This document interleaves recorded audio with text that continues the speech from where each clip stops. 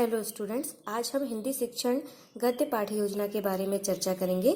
ये पाठ्य योजना लगभग पद्य पाठ्य योजना जैसी ही है, लेकिन कुछ कुछ बातें इसमें से परिवर्तित हैं। तो आइए सबसे पहले हम आपको बताते हैं कि जो व्यक्तिगत विवरण है वो आपको लिखना है। छात्र अध्यापक, छात्र अध्यापिका का नाम, विद्यालय का नाम, दिनांक, कक्षा, दिनांक में वही डेट लिखेंगे जिस दिन आप पढ़ाने जाएंगे, कक्षा लिखेंगे, सेक्शन लिखेंगे, कौन सा क्लास है, कालखंड है, पीरियड है वो लिखेंगे, फिर विषय लिखेंगे, समय अवधि 45 मिनट्स, 35 मिनट्स जितनी होगी वो लिखेंगे। उसके बाद प्रकरण आ जाएगा।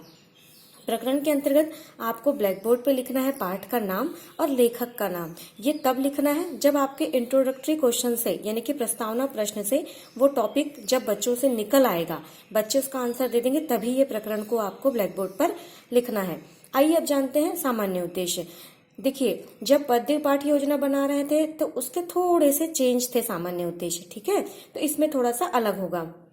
इसमें पहला देखिए, हिंदी भाषा के तत्वों का ज्ञान प्रदान करना। दूसरा है हिंदी के शब्द भंडार में वृद्धि करना। तीसरा है हिंदी भाषा और साहित्य के प्रति रुचि जागृत करना। चौथा है विभिन्न लेखकों की रचनाओं को जानना व समझना। पांचवा है पढ़कर सुनकर अर्थ व भाव ग्रहण करना। ठीक है, तो ये हुए सामान्य उद्देश्य। अब व्यवहारिक उद्देश्य की बात आती है। व्यवहारिक उद्देश्य यानी कि जब हम पाठ को पढ़ाते हैं तो इस प्रकार के उद्देश्य को हम पढ़ाते समय व्यवहार में लाते हैं। तो इसमें पहला पॉइंट ये है, छात्र छात्राएं, यहाँ पे आप पाठ का नाम लिखिएगा, गद्य को समझ सकेंगे। दूसरा है छात्र हिंदी के शब्दों को, अर्थों को समझ सकेंगे। तीसरा है छात्र शब्दों के अर्थों को पहचान कर सकेंगे। चौथा है छात्र गद्यांश मनोयोग पूर्वक सुनेंगे। और पांचवा है आरोह अवरोह के साथ शुद्धता से वाचन कर सकेंगे। देखिए, कभी कभी ऐसा होता है, यदि आप चाहें तो थोड़े से व्यवहारिक उद्देश्य चेंज भी कर सकते हैं। जैसे कि आपके लेसन में कुछ ऐसी खास बात हो जिसके हिसाब से आपको ऐसा लगता है कि सामान्य उद्देश्य और व्यवहारिक उद्देश्य में थोड़ा परिवर्तन किया जा सकता है, तो ये आप आसानी से कर सकते हैं। अब बात आती है विशिष्ट उद्देश्य की। विशिष्ट उद्देश्य का मतलब देखिए, छात्र छात्राओं को लेखक, यहाँ पे लेखक का नाम लिखिएगा, द्वारा लिखित पाठ, जो भी उन्होंने पाठ लिखा है, यानी कि यहाँ लेसन का नाम आएगा, में निहित ज्ञान को प्रदान करना। ठीक है, फिर आता है सहायक सामग्री। जैसे कि हमने अभी कई जो प्लान है वो चेक किया जिसमें आप चौक डस्टर भी लिख रहे हैं, वो नहीं लिखना है आपको। ठीक है, इसके पहले हमने एक थ्योरी में बताया भी था कि चौक डस्टर आपको नहीं लिखना है।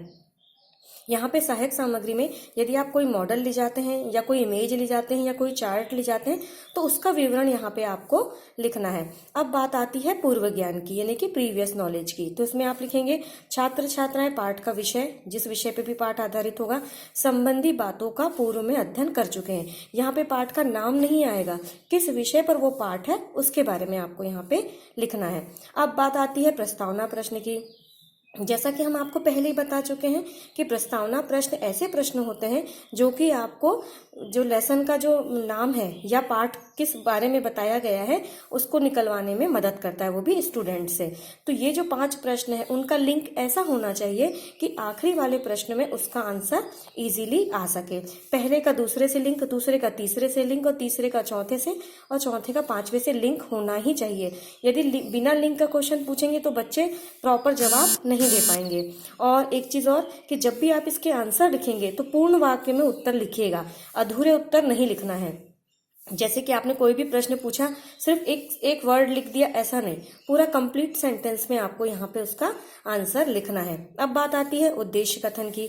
इसमें आपको लिखना है आज हम आपकी पाठ्य पुस्तक, यहाँ पे जो पुस्तक का नाम है, सभी क्लास में जो हिंदी की पुस्तक होती है उसके अलग अलग नाम होते हैं, तो यहाँ पे उस पुस्तक का नाम लिखेंगे और उसके पाठ का नाम लिखेंगे, का अध्ययन करेंगे।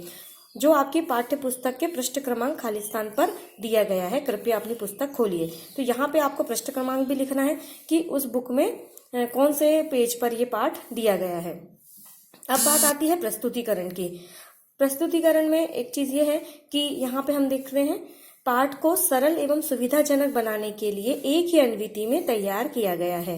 देखिए, यदि आप चाहते हैं 2 अनुवृत्ति में तो भी आप रेडी कर सकते हैं 2 अनुवृत्ति में, लेकिन यहाँ पे जो हम लेसन प्लान का फॉर्मेट आपको बता रहे हैं वो 1 अनुवृत्ति का बना रहे हैं। यदि आपको 2 अनुवृत्ति में बनाना है तो सेम 1 अनुवृत्ति में जितने कंटेंट अपन ने लिखे हैं, जो फॉर्मेट अपन ने बनाया है, वो 2nd अनुवृत्ति में भी आपको बनाना होगा। अब बात आती है अध्यापन विधि की। तो यहाँ पे आप लिखेंगे पठन पाठन विधि, व्याख्या विधि। फिर आती है अध्यापन प्रविधि यानी कि प्रश्नोत्तर प्रविधि, यानी कि जब क्या होता है, जब हम कोई चीज पढ़ाते हैं उसके साथ मेथड यूज करते हैं और साथ ही साथ हम उसकी टेक्निक भी यूज करते हैं। आइए अब नेक्स्ट पेज पर हम चलते हैं। जैसा कि हमने आपको पहले बताया था कि जो पद्य में हमने बनाया था, इतने कॉलम बनाए थे, सेम वैसे ही कॉलम बनेंगे।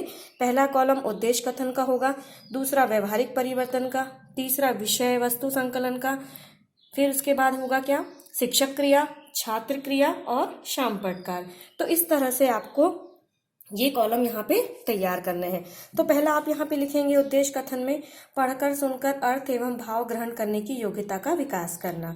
ठीक है, तो यानी जब हम कोई चीज पढ़ाते हैं, कुछ करते हैं, तो उसका कुछ एक उद्देश्य होता है। ठीक, तो यहाँ पे ये लिखेंगे। व्यवहारिक परिवर्तन में आप लिखेंगे छात्र छात्राएं पढ़कर सुनकर अर्थ एवं भाव ग्रहण कर सकेंगे, क्योंकि व्यवहारिक परिवर्तन का मतलब ये कि जो चीज पढ़ रहे हैं, जो चीज जान रहे हैं, जो चीज समझ रहे हैं, उसको देखकर व्यवहार में क्या परिवर्तन होता है ये मायने रखता है। ठीक है, अब विषय वस्तु संकलन में यहाँ पे ये देखिएगा, ये लिखिएगा कि यहाँ पर जो पाठ आप पढ़ा रहे हैं उसके विषय में लिखेंगे, यानी कि जो भी आप पैराग्राफ पढ़ा रहे हैं या गद्यांश पढ़ा रहे हैं उसको यहाँ पे आपको लिखना है। जरूरी नहीं है कि पूरा का पूरा लेसन आप लिखें, लेकिन थोड़ा लिखकर डैश डैश करके आपको यहाँ पे लिखना जरूरी है। अब बात आती है शिक्षक क्रिया की। किसी भी लेसन प्लान में सबसे इंपॉर्टेंट रोल होता है शिक्षक क्रिया का। इसमें देखिए सबसे पहले है आदर्श वाचन। इसमें देखिए लिखा है छात्र अध्यापिका स्वरोच्चारण एवं विराम चिन्हों पर ध्यान देते हुए स्पष्ट वाचन का आदर्श प्रस्तुत करेंगे, यानी कि जो भी लेसन है उसको आपको पहले पढ़ना है। ठीक है, फिर उसके बाद है छात्र क्रिया। छात्र क्रिया में देखिए छात्र छात्राएं मनोयोग होकर स्वरोच्चारण विराम चिन्हों पर ध्यान देते हुए अर्थ एवं भाव ग्रहण करने का प्रयास करेंगे। ठीक है, अब आपको यहाँ पे जैसे कि प्रस्तावना प्रश्न में अपना पाठ का नाम निकल चुका है, उसको लिख देंगे ब्लैक बोर्ड पर और लेखक का नाम लिखेंगे। फिर शिक्षक क्रिया में देखिए फिर लिखा है छात्र छात्राओं द्वारा किए गए अशुद्ध उच्चारण को यथासंभव छात्र छात्राओं द्वारा शुद्ध कराया जाएगा। देखिए जब अपन स्टूडेंट अपना पढ़ा हुआ सुनते हैं फिर हम उनसे भी पढ़वाते हैं। जैसे कि यहाँ लिखा है अनुकरण वाचन।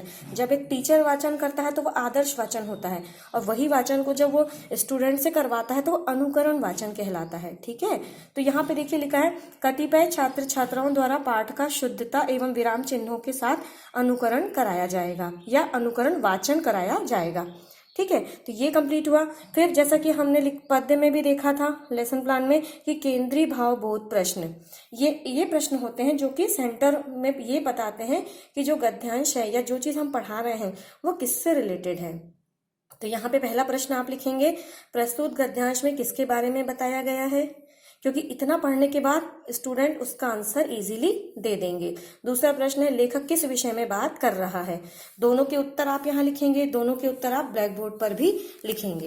ठीक है, अब बात आती है इसी तरह के पूरे कॉलम कंटिन्यू चलेंगे। आप कई लेसन प्लान में मैं देख रही हूँ कि उद्देश्य कथन और व्यवहारिक परिवर्तन आप थोड़ा सा ब्लैंक छोड़ते जा रहे हैं। उस कॉलम को अपने को ब्लैंक नहीं छोड़ना है। ठीक है, हम बीच बीच में ऐसा लिख सकते हैं विद्यार्थी पढ़कर सुनकर अर्थ एवं भाव ग्रहण करेंगे। भाषा तत्वों का ज्ञान प्रदान करना। देखिए भाषा तत्वों का ज्ञान का मतलब यह है कि आप यहाँ पे उद्देश्य क्या उद्देश्य से पढ़ा रहे हैं इसको आप इजीली लिख सकते हैं, ब्लैंक मत छोड़िए। फिर आता है व्यवहारिक परिवर्तन। छात्र छात्राएं पढ़कर सुनकर अर्थ एवं भाव समझ सकेंगे। फिर उसी के नीचे देखिए लिखा है मैंने छात्र छात्राएं स्पष्टीकरण को ध्यानपूर्वक सुनेंगे। ये तो खैर बाद में अपने को लिखना है, पहले अपन आगे का देख लेते हैं। देखिए यहाँ विषय वस्तु व संकलन में मैंने बताया था कि पाठ के मुख्य अंश को लिखना है। मैंने जो बात लिखी है वो आपको नहीं लिखनी है कि पाठ के मुख्य अंश को लिखना है। आपको जो आप गद्यांश पढ़ा रहे हैं बुक का उसको डायरेक्ट उसके वर्ड्स यहाँ लिखने हैं। ठीक है, काठिन्य निवारण का मतलब कि जो बच्चों को हमने पढ़वाया है और हमने पढ़ा है उसमें से जो कठिन शब्द आएंगे उनके बारे में हम लिखेंगे। उसका अर्थ क्या है, उपसर्ग है, प्रत्यय है या उसमें कुछ विशेष बात है, वो किस स्वरूप का शब्द है। यहाँ पे आपको ज्यादा से ज्यादा काठिन्य निवारण कहते हैं। इसमें यानी कि जो शब्द कठिन है उनको आमंत्रित करके उनको आप यहाँ पे लिखेंगे। ठीक इसी तरह से आपको शामपट कार्य में भी ये कठिन शब्दों का विवरण देना है यानी कि लिखना है। ठीक है, फिर वस्तु विश्लेषण प्रश्न। वस्तु विश्लेषण प्रश्न में एक छोटा सा ऐसा कोई रिलेटेड गद्यांश से आप प्रश्न पूछेंगे। ठीक है, जो आप पढ़ा रहे हैं उससे रिलेटेड प्रश्न पूछकर उस प्रश्न का उत्तर बच्चे दे देते हैं सही तो ठीक है, उसको आपको ब्लैक बोर्ड पर भी लिखना है। ठीक है, और यदि वो बच्चे उसका आंसर सही नहीं दे पाते हैं तो आपको क्या करना है, उसका वस्तु विश्लेषण एवं व्याख्या करके बताना है। स्टूडेंट आंसर देंगे तो भी आपको स्पष्टीकरण देना है, और स्टूडेंट आंसर नहीं देंगे तो भी आपको यहाँ पे वो चीज को अच्छे से समझानी है। जैसे कि यहाँ पे लिखा है वस्तु विश्लेषण एवं व्याख्या स्पष्टीकरण।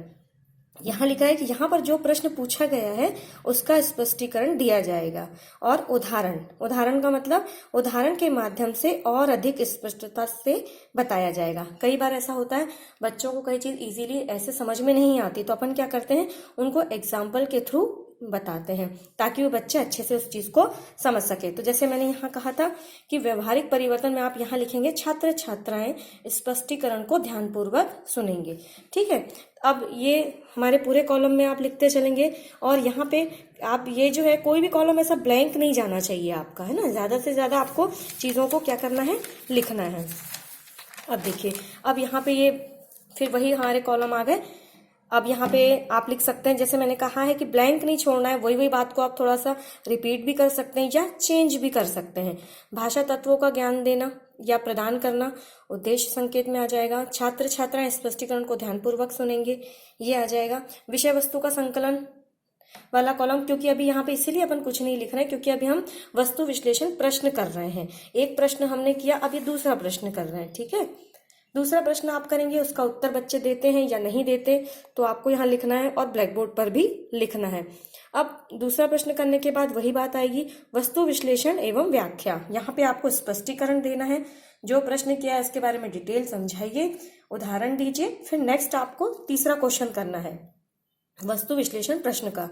ठीक है, तो यहाँ पे जब आप तीसरा क्वेश्चन करेंगे उसके बाद फिर वस्तु विश्लेषण एवं व्याख्या, स्पष्टीकरण, उदाहरण। तो यहाँ जो भी आप क्वेश्चन करते जा रहे हैं उसके उत्तर मिले या ना मिले, या एग्जैक्ट ना भी मिले तो बच्चे जो बोलते हैं वो आपको यहाँ पे लिखना है, और इस तरह से स्पष्टीकरण देते हुए उदाहरण सहित उनको समझाना है। फिर लास्ट में आपको यहाँ बोध प्रश्न करने हैं, वो उनकी संख्या 5 होगी, और उनके उत्तर बच्चों के इसमें भी लिखेंगे और आपको ब्लैक बोर्ड पर भी लिखना है। ठीक है, इस तरह से आप यहाँ पे ये प्लान कर लेंगे।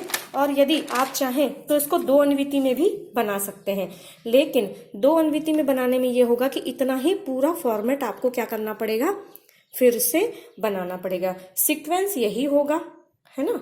तो यदि आप चाहते हैं 2 अन्विति में बनाना तो आप बना सकते हैं। अब हम यहाँ पे देखेंगे, जैसे कि पहले वाले लेसन प्लान में भी हमने देखा था, पुनः वाचन। पुनः वाचन का मतलब भाव ग्रहण करने की दृष्टि से कतिपय छात्रों द्वारा संपूर्ण गद्यांश पाठ का स्वस्वर वाचन कराया जाएगा। यहाँ पे जो हमने पढ़ाया है उसके बारे में हम थोड़ा सा बच्चों से फिर से उसका वाचन करवाएंगे। फिर बात आती है पुनरावृत्ति प्रश्न की। यदि आप पाठ योजना 2 अन्विति में बनाते हैं तो पुनरावृत्ति प्रश्न किए जाएंगे, अन्यथा नहीं। प्रश्नों की संख्या क्या होगी, 5 होगी। यहाँ पे ये चीज आप ध्यान रखिए कि पुनरावृत्ति प्रश्न तभी होंगे जब आप 2 अन्विति में बना रहे हैं, नहीं तो पुनः वाचन के बाद सीधे कक्षा अभ्यास कार्य आ जाएगा, यानी कि कक्षा कार्य यानी कि क्लास में क्या आप वर्क कराएंगे वो आएगा। अब यहाँ पे देखिए, क्लास वर्क में आप या तो क्वेश्चंस दे सकते हैं। हम इसलिए क्वेश्चन ज्यादा नहीं देते क्योंकि क्वेश्चन हम लोग पहले इतने कर चुके हैं, क्योंकि केंद्रीय भाव बोध प्रश्न कर लिया, विचार विश्लेषण कर लिया, बोध प्रश्न कर लिए। इसलिए जब क्लास वर्क आता है, कक्षा कार्य आता है, तो इसमें थोड़ा सा आप चेंज कर सकते हैं। इसके अंतर्गत सही गलत, जोड़ी मिलान, प्रश्न, रिक्त स्थान आदि आप विद्यार्थियों से करा सकते हैं। ठीक है, अब होमवर्क की बात आती है, गृह कार्य की, तो इसमें ये लिख सकते हैं आप, कक्षा कार्य की तरह ही जो बात है वो यहाँ पर भी लागू होती है, या उस तरह का कार्य आप यहाँ पर भी करा सकते हैं। जैसे रिक्त स्थान दे सकते हैं, जोड़ी मिलान दे सकते हैं, प्रश्न, जो भी आपको सही गलत वगैरह लगता है वो भी आप यहाँ पे होमवर्क के लिए बच्चों को दे सकते हैं। अब सिग्नेचर वही होगी, विषय शिक्षक, मार्गदर्शक के हस्ताक्षर, फिर होंगे पर्यवेक्षक के हस्ताक्षर, और फिर लास्ट में होंगे प्रशिक्षणार्थी के हस्ताक्षर। देखिए यहाँ पे ये है कि इसमें मैंने आपको पहले ही बताया है, इसमें जो आपका सब्जेक्ट टीचर है उसके सिग्नेचर होंगे। यहाँ पे जो आपको जब आप पढ़ाएंगे और आपको कोई ऑब्जर्व करने आएगा वो यहाँ पे आपको ऑब्जर्व करके अपनी सिग्नेचर करेगा, और यहाँ पे आपके स्वयं के सिग्नेचर होंगे। तो इस तरह से आप अपना पूरा लेसन प्लान गद्य का बना सकते हैं। और आप ये चीज ध्यान रखिएगा कि हमने हर जगह लिखा है छात्र छात्राएं, यानी यहाँ पे ये होता है कि जैसे यदि आप किसी गर्ल्स स्कूल में जाएंगे तो वहां छात्राएं लिखिएगा, और यदि बॉयज स्कूल में जाते हैं तो छात्र लिखेंगे। यदि दोनों कॉमन हैं तो छात्र छात्राएं लिखेंगे। हमने यहाँ पे ये भी लिखा है कि छात्र अध्यापक, छात्र अध्यापिका। यदि आप लेडी टीचर हैं तो आप छात्र अध्यापिका लिखेंगे। यदि आप जेंट्स टीचर हैं तो आप छात्र अध्यापक लिखेंगे। ठीक है, इसी तरह से आप लेसन प्लान को बार बार इस वीडियो को सुनिए, समझिए और इसमें जो कंटेंट दिए हैं उनको पढ़िए, तो आपको ये जो प्लान है गद्य का बनाना बहुत ही आसान हो जाएगा। ठीक है, थैंक यू।